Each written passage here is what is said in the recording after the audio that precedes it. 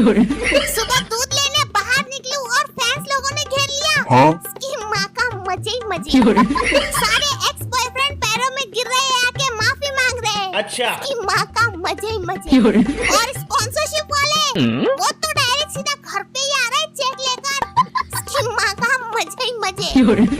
हर brand की top variant scooty मेरे घर के सामने लाके खड़े कर रहे हैं। इसकी माँ का मजे ही मजे। स्कूटी चलाना आता है बेबी गर्ल आपको?